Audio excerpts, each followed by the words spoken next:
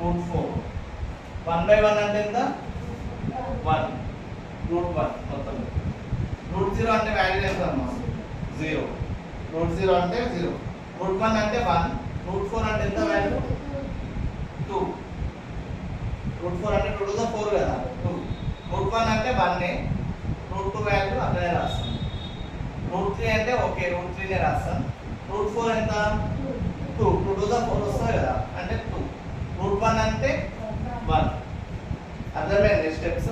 0 నుంచి 4 వరకు తీసుకోవాలి, అన్నిటికీ బై 4 చేయాలి, తర్వాత అన్నిటికీ రూట్ పెట్టాలి, క్యాన్సిల్ అయితే క్యాన్సిల్ చేయాలి, సింప్లిఫై చేసి వాల్యూస్ వస్తాయి అన్నమాట.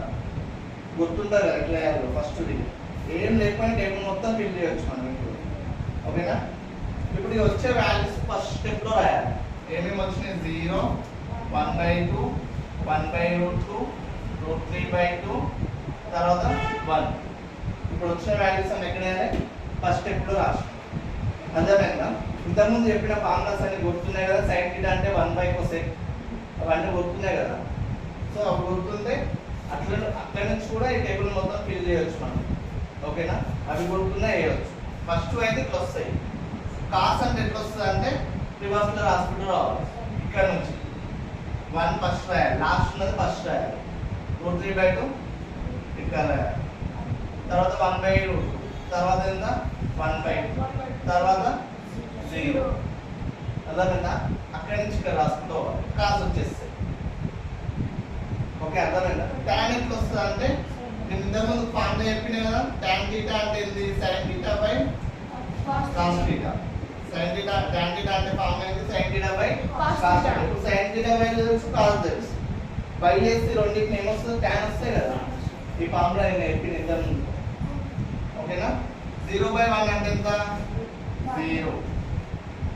0/1 అంటే ఎంత? 0. 1/2/√3/2 ఉంది అంటే డినామినేటర్ ఏమవుతుంది? క్యాన్సిల్ అవుతుంది. 2 క్యాన్సిల్ అయితే ఏమొస్తుంది? ఇక్కడ మనకు పైన న్యూమరేటర్ 1 ఉంటుంది, డినామినేటర్ √3 వస్తుంది అంటే 1/√3 అవుతుంది. 2 క్యాన్సిల్ అయిపోతుంది బై చేస్తే. tan అంటే sin/cos అంటే ఇది sin θ value by cos θ value చేస్తే 2 క్యాన్సిల్ అయిపోతే ఏది వస్తుంది? ఇదే వస్తుంది 1/√3. అర్థమవుతుందా? నెక్స్ట్ sin వాల్యూ అంటే 1/√2, cos వాల్యూ కూడా 1/√2. బై చేస్తే ఏమైతే రెండు సేమ్ ఉన్నాయి కదా, క్యాన్సిల్ అవుతుంది అంటే 1 వస్తుంది. ఇది క్యాన్సిల్ అయితే 1 వస్తుంది. ఓకేనా? నెక్స్ట్ డినామినేటర్ సేమ్ ఉంది, 2 క్యాన్సిల్ అయిపోతుంది అంటే √3/1 వస్తుంది. యాక్చువల్గా బై 1 ఉన్నా లేకపోయినా ఒకటే కదా, √3 వస్తుంది. ఓకేనా?